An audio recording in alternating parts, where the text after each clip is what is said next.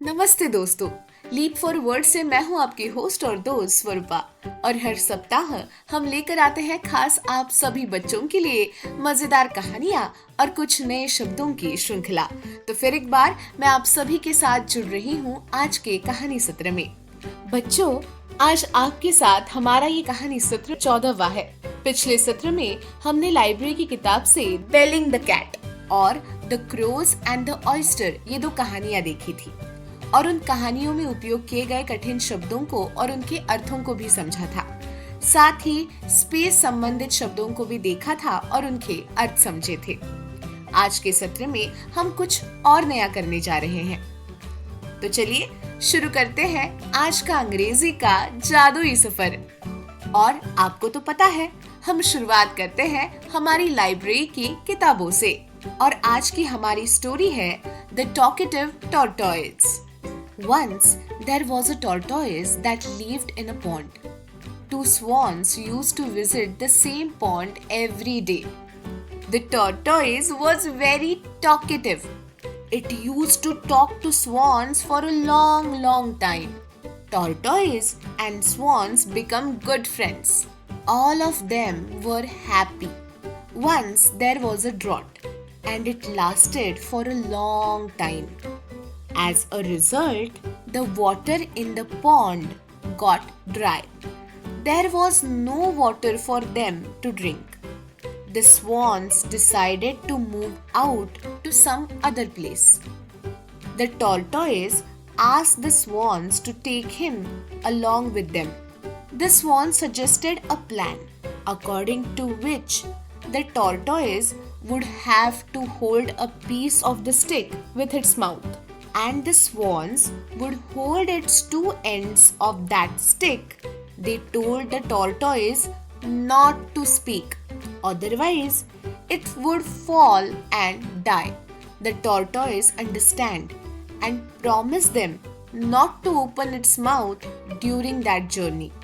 While crossing a village, many saw the tortoise and were surprised. They shouted at the tortoise and made fun of him. The tortoise got angry and opened its mouth to speak. But as it opened its mouth, it fell down on the ground. The swans were very shocked to see their friend's end. The tortoise died because of its impatience and foolishness. Moral: Impatience never commanded success. अब आइए देखें कि हिंदी में इस कहानी का मतलब क्या है। कहानी का नाम है द टॉकेटिव टॉर्टोइज, यानी कि बातूनी कछुआ। Once there was a tortoise that lived in a pond. यानी कि क्या है? एक बार एक तालाब में एक कछुआ रहता था। 2 swans used to visit the same pond every day. यानी कि उस तालाब पर 2 हंस हमेशा आया करते थे। The tortoise was very talkative. यानी कि कछुआ बहुत बात करता था या फिर बहुत बातूनी था। It used to talk to swans for a long time. वो बहुत देर तक उन हंसों से बातें करता रहता था। Tortoise and swans become good friends. और ऐसे ही कछुआ और वो 2 हंस बहुत अच्छे दोस्त बन गए। All of them were happy. और वे सभी बहुत खुश थे। Once there was a drought. Drought यानी कि क्या? सूखा पड़ना। And it lasted for a long time. And as a result, the water in the pond got dry. There was no water for them to drink. एक बार सूखा पड़ा और बहुत दिनों तक रहा और इसके परिणाम स्वरूप तालाब का पानी सूख गया। उनको पीने के लिए भी पानी नहीं बचा था। The swans decided to move out to some other place. The tortoise asked the swans to take him along with them. और हंसों ने किसी अन्य स्थान पर चले जाने का निर्णय लिया और उनका मित्र कछुए ने हंसों से उसे अपने साथ ले जाने को कहा। The swans suggested a plan, according to which the tortoise would have to hold a piece of stick with its mouth, and the swans would hold its 2 ends of that stick. इसके बाद हंसों ने एक योजना बनाई, जिसके अनुसार कछुए को छड़ी के एक टुकड़े को अपने मुंह में पकड़ना होगा और हंसों को उस छड़ी के दोनों सिरों को पकड़ना होगा। They told the tortoise not to speak, otherwise it would fall and die. The tortoise understood and promised them not to open its mouth during that journey. While crossing a village, many saw the tortoise and were surprised. उन्होंने कछुए से कहा कि वो ना बोले, नहीं तो वो गिरकर मर जाएगा। कछुआ भी समझ गया और उसने उनसे उस यात्रा के दौरान अपना मुंह ना खोलने का वादा किया। लेकिन एक गांव को पार करते समय कई लोगों ने कछुओं को देखा और वे आश्चर्यचकित रह गए। They shouted at the tortoise and made fun of him. The tortoise got angry and opened its mouth to speak. वो गांव वाले कछुए पर चिल्लाए और उसका मजाक उड़ाने लगे। इसकी वजह से कछुआ बेचारा क्रोधित हो गया और उसने बोलने के लिए अपना मुंह खोल दिया। But as it opened its mouth, it fell down on the ground. लेकिन बेचारे कछुए ने जैसे ही अपना मुंह खोला, वो जमीन पर गिर गया। The swans were very shocked to see their friend's end. अपने मित्र का अंत देखकर दोनों हंसों को बहुत बुरा लगा। The tortoise died because of its impatience and foolishness. कछुआ अपनी अधीरता और मूर्खता के कारण मर गया। Moral: Impatience never commanded success. यानी कि अधीरता हमारे पतन का कारण होती है। तो बच्चों, आपको बात तो नहीं कछुआ, ये कहानी कैसी लगी? क्या आपको मजा आया? आइए अब इस कहानी में से कुछ कठिन शब्द और उनके अर्थ देखते हैं। पहला शब्द है ड्रॉट, DROUGHT, ड्रॉट यानी कि सूखा। अगला शब्द है इम्पेशंस, IMPATIENCE, इम्पेशंस यानी कि अधीरता। अगला शब्द है जर्नी, JURNEY, जर्नी यानी कि प्रवास या फिर सफर। अगला शब्द है पीस, PIECE, पीस यानी कि टुकड़ा। अगला शब्द है शाउटेड, SHOUTED, शाउटेड यानी कि चिल्लाया। अगला शब्द है सरप्राइज्ड, SURPRISED, सरप्राइज्ड यानी कि हैरान। अगला शब्द है टॉकेटिव, TALKATIVE, टॉकेटिव यानी कि बातूनी। अगला शब्द है टॉर्टोइज, TORTOISE, टॉर्टोइज यानी कि कछुआ। अगला शब्द है अंडरस्टूड, UNDERSTOOD, अंडरस्टूड यानी कि समझा। बच्चों, जब आप इन शब्दों का सही उच्चारण और अर्थ जान ही गए हैं, तो आइए इस कहानी पर आधारित कुछ प्रश्न देखिए और आपको मुझे इनके उत्तर इस पैराग्राफ की सहायता से देने होंगे। तो चलिए शुरुआत करते हैं। First question, What animal did the tortoise become friends with? And the options are A, 2 swans, B, 2 ducks, or C, a frog.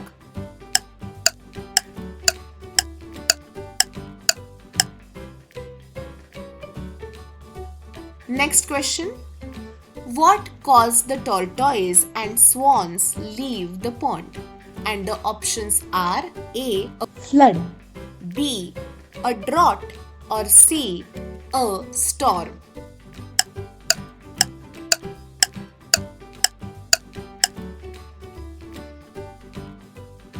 Next question, what was the plan for the tortoise to travel with the swans?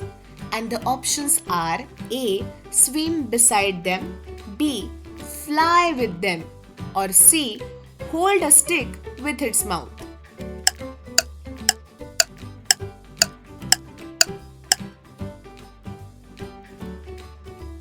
Next question, what happened when the tortoise opened its mouth during the journey? A, it sang a song, B, it fell to the ground, or C, it flew away.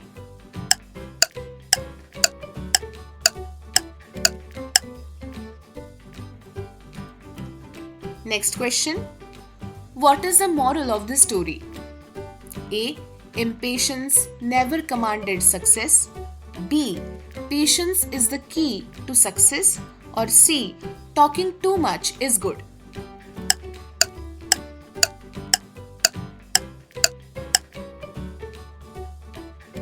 अरे वाह, आपने तो सभी प्रश्नों का सही जवाब दिया।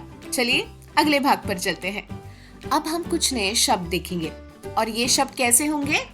जी हाँ, थीम बेस्ड होंगे। और आज की हमारी थीम है योग। आप सभी को योग पता है ना? हमारे में से बहुत सारे बच्चे योग करते होंगे क्योंकि योग करना सेहत के लिए बहुत अच्छा होता है। क्या आप मुझे बता सकते हैं कि अंतरराष्ट्रीय योग दिन कब होता है? चलिए कमेंट सेक्शन में लिखिए या फिर बच्चों आप अपने नोटबुक में लिखिए। आपका पहला शब्द है पोज, POSE, पोज। पोज मतलब विशिष्ट आसन। आप विभिन्न प्रकार के योग जानते हैं, सूर्य नमस्कार, अनुलोम विलोम, शवासन, ताड़ासन आदि। इन आसनों को करते समय हमें जिस स्थिति में बैठना होता है उसे आसन कहते हैं।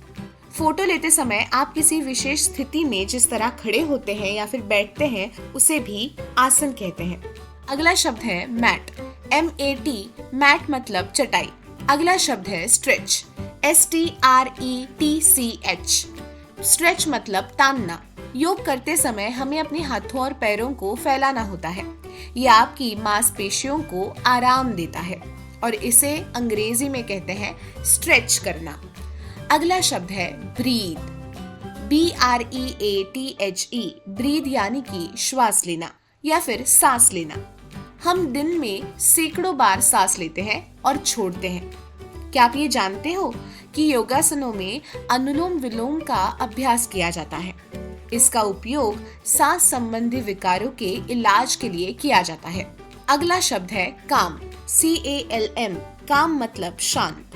योग के लिए एक शांत जगह की आवश्यकता होती है जहां आपका शरीर काम यानी कि शांत महसूस कर सके। अगला शब्द है रिलैक्स, RELAX, रिलैक्स मतलब विश्राम। योग करने से हमें आराम महसूस होता है। अगला शब्द है बैलेंस, BALANCE, बैलेंस मतलब संतुलन। कुछ योग आसनों में एक पैर पर खड़ा होना शामिल है, जैसे कि वृक्षासन। कभी कभी आपको अपने पूरे शरीर को अपने हाथों पर संतुलित करना पड़ता है और उसे हम कहते हैं बैलेंस करना। अगला शब्द है फ्लेक्सिबिलिटी, FLEXIBILITY, फ्लेक्सिबिलिटी मतलब लचीलापन। योग के नियमित अभ्यास से आपके शरीर में लचीलापन आता है। अगला शब्द है फोकस, FOCUS, फोकस यानी कि केंद्रित करना। किसी भी कार्य को करते समय पर फोकस करके ही करना चाहिए। अगला शब्द है मेडिटेशन, MEDITATION। बच्चों ये शब्द आपने काफी बार सुना होगा। मेडिटेशन मतलब ध्यान करना। ये योग का एक महत्वपूर्ण हिस्सा है। आपने साधु संतों को ऐसे ही ध्यान में बैठे हुए तो देखा होगा। इसीलिए हमें दिन में कम से कम 10 मिनट के लिए शांत बैठ के ध्यान करना आवश्यक है। अगला शब्द है पीस, PEACE, पीस मतलब शांति। अगला शब्द है स्ट्रेंथ, STRENGTH, स्ट्रेंथ मतलब शक्ति या फिर ताकत। अगला शब्द है माइंड, MIND, माइंड मतलब मन। मन की शांति के लिए योग बहुत जरूरी है। अगला शब्द है बॉडी, BODY, बॉडी मतलब शरीर। अगला शब्द है एनर्जी, ENERGY, एनर्जी मतलब ऊर्जा। जब हम प्रतिदिन कम से कम आधा घंटा योगाभ्यास करते हैं तो हमें अपने शरीर में अलग ऊर्जा महसूस होती है, इसीलिए हम बहुत ऊर्जावान महसूस करते हैं। अगला शब्द है फ्लो, FLOW, फ्लो मतलब प्रवाह। अगला शब्द है पोस्चर, POSTURE, पोस्चर मतलब मुद्रा। जैसा कि हमने पहले बताया है कि योग करते समय अलग अलग मुद्रा में बैठना या फिर खड़ा होना पड़ता है। उदाहरण के लिए ताड़ासन करते समय आपको अपने हाथों को हवा में उठाना होता है और अपने पैरों के तलवों पर खड़ा होना होता है। इसको हम पोस्चर कहते हैं। अगला शब्द है प्रैक्टिस, PRACTICE, प्रैक्टिस मतलब अभ्यास। ये तो आप सभी को पता होगा। क्योंकि बार बार आपके टीचर्स, आपके पेरेंट्स, आपके भाई बहन आपको ये बताते होंगे कि प्रैक्टिस करना कितना ज्यादा महत्वपूर्ण है। आपने ये मुहावरा तो सुना ही होगा, अभ्यास मनुष्य को पूर्ण बनाता है।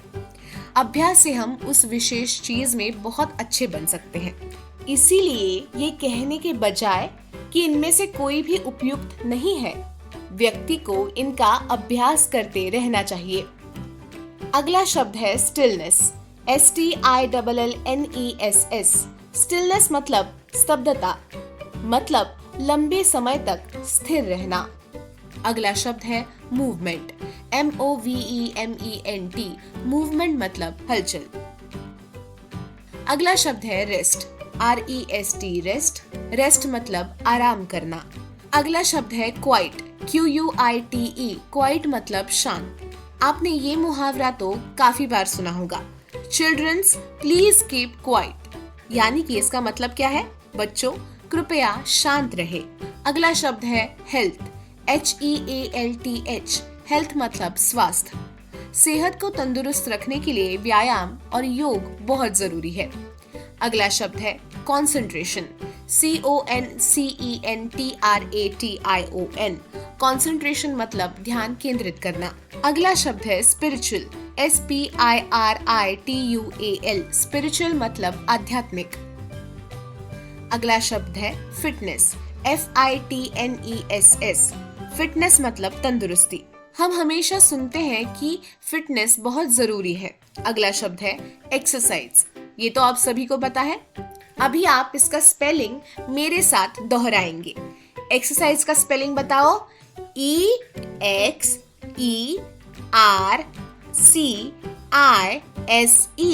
एक्सरसाइज यानी कि व्यायाम। बहुत अच्छे। अगला शब्द है वेलनेस, WELLNESS। वेलनेस मतलब निरोगी। अपने जीवन को स्वस्थ रखने के लिए व्यायाम या फिर योगासन करना जरूरी है। अगला शब्द है स्लिम, SLIM। स्लिम मतलब सुडौल। और अगला शब्द है वाइटैलिटी, VITALITY। वाइटैलिटी का अर्थ है चेतना। बच्चों, इन सभी शब्दों का सही उच्चारण और अर्थ तो हमने जान लिया, तो चलिए अगले भाग पर चलते हैं और यहाँ पर हम देखेंगे एक और नई कहानी, the greedy boy. There was a boy who lived with his grandmother. Every day, his grandmother took out a candy from a small jar and gave it to him. The boy often complained about eating just one candy a day. Grandma, please give me one more candy, the boy used to ask every time. But his grandmother always said, No, I can't. I'll give you one candy each day. That's it for today. I'll give you another one tomorrow. And after saying no, she put the candy jar on a high shelf. One day, the grandmother went out for shopping and the boy wanted to eat another candy. He took down the jar from the shelf with difficulty and put his hand in it after opening the lid. Since he wanted to eat candies heartily, he grasped them greedily. But he got into trouble, as he couldn't get his hand out of the jar because its mouth was too narrow. Being at loss for what to do, he began to cry. At that moment, his grandmother returned from shopping. She smiled when she saw her grandson crying with his hand in the candy jar. She knew why he was crying. The grandmother said to the boy with a smile, "Oh boy, being too greedy will lead you into such trouble. Let go of the candies and you can get your hand out of it." The boy let go of the candies and got his hand out of the jar. Moral: being greedy is never good for your well-being. अब देखते हैं हमारी हिंदी में इसका मतलब क्या है। The greedy boy यानी कि एक लोभी लड़का। There was a boy who lived with his grandmother. एक लड़का था जो अपनी दादी के साथ रहता था। Every day his grandmother took out a candy from a small jar and gave it to him. यानी कि उसकी दादी हर दिन एक छोटे जार से एक कैंडी निकालती और उस बच्चे को दे देती। कितना अच्छा है ना? The boy often complained about eating just one candy a day. यानी कि क्या? लड़का अक्सर दिन में केवल एक ही कैंडी मिलने की शिकायत करता था। Grandma, please give me one more candy. The boy used to ask every time. लड़का हमेशा और हर बार पूछता था, दादी दादी, क्या आप मुझे एक और कैंडी दे सकते हो? But his grandmother always said, No, no, I can't. I'll give you one candy each day. लेकिन उसकी दादी हमेशा कहती थी, नहीं बेटा, मैं तुम्हें हर दिन केवल एक ही कैंडी दूंगी. That's it for today. I'll give you another one tomorrow. And after saying no, she put the candy jar on a high shelf. आज के लिए एक ही कैंडी मिलेगी. मैं तुम्हें कल एक और कैंडी दूंगी. और मना करने के बाद उन्होंने कैंडी के जार को एक ऊंचे शेल्फ पर रख दिया. One day, the grandmother went out for shopping, and the boy wanted to eat another candy. एक दिन दादी खरीदारी के लिए बाहर गई हुई थी और लड़के को एक और कैंडी खाने की इच्छा हुई. He took down the jar from the shelf with difficulty and put his hand in it after opening the lid. यानी कि उसने बड़ी मुश्किल से जार को शेल्फ से नीचे उतारा और ढक्कन खोलकर उसमें अपना हाथ डाला. Since he wanted to eat candies heartily, he grasped them greedily.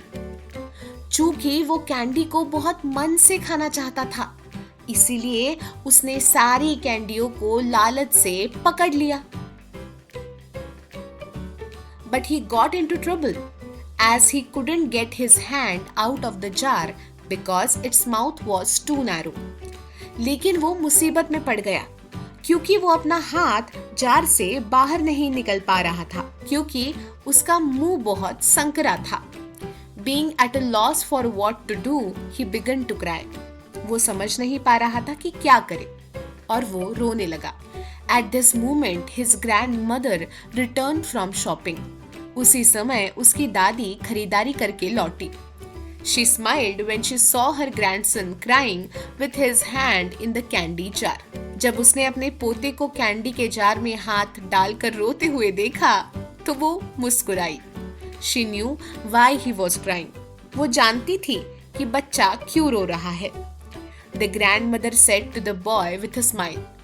और दादी ने मुस्कुराते हुए कहा, Oh boy, being too greedy will lead you into such a trouble. Let go of the candies and you can get your hand out of it. The boy let go of the candies and got his hand out of the jar. अरे बेटे, ज्यादा लालची होना तुमको ऐसी ही मुसीबत में डाल देगा.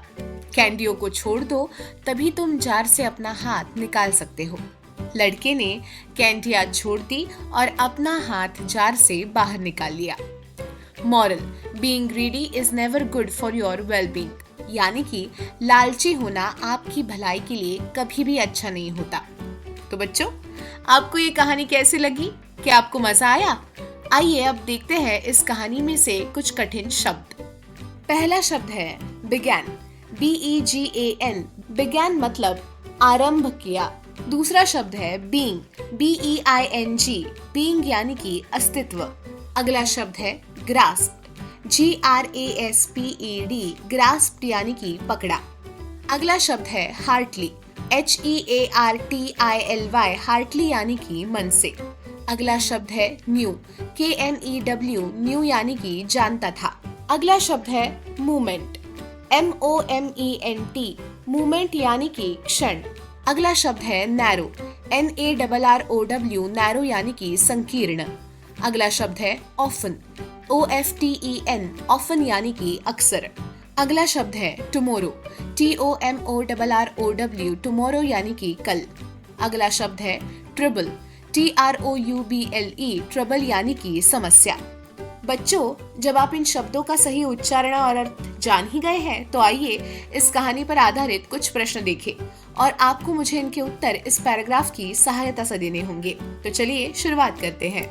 First question, who did the boy live with? A, his mother, B, his grandmother और C, his aunt.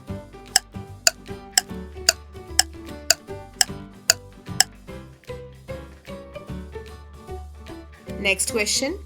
How many candies did the grandmother give the boy each day? And the options are A, 1 candy, B, 2 candies or C, 3 candies.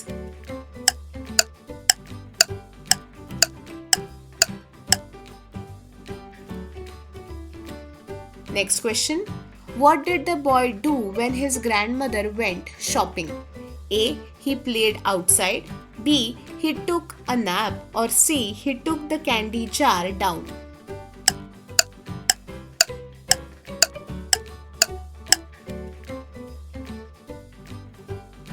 Next question. Why did the boy start crying? A, he lost a toy. B, he couldn't get his hand out of the jar or C, he wanted to go outside.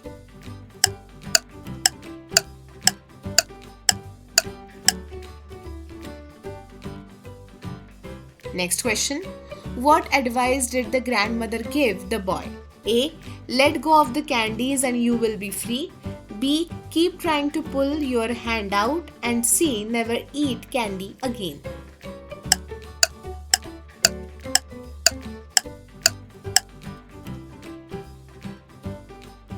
अरे वाह, आपने सभी प्रश्नों का सही जवाब दिया है। चलिए अगले भाग पर चलते हैं। तो बच्चों, आपको आज का हमारा ये सेशन कैसा लगा? हम आशा करते हैं कि आपको आज का ये सेशन जरूर पसंद आया होगा। अगर आपको सेशन पसंद आया है तो जल्दी से जल्द हमारे लीप फॉरवर्ड चैनल को सब्सक्राइब कीजिए, साथ ही आज के सेशन वीडियो को लाइक कीजिए और मित्रों के साथ साझा कीजिए। आज हमने क्या क्या देखा? तो आज हमने योग इस थीम पर बेस्ड कुछ शब्द देखे और साथ ही लाइब्रेरी की किताबों से 2 नई कहानियां भी पढ़ी। तो चलिए आज का ये हमारा सेशन यही समाप्त होता है। मिलते हैं अगले सप्ताह। तब तक हंसते रहिए, खेलते रहिए और सीखते रहिए। Thank you.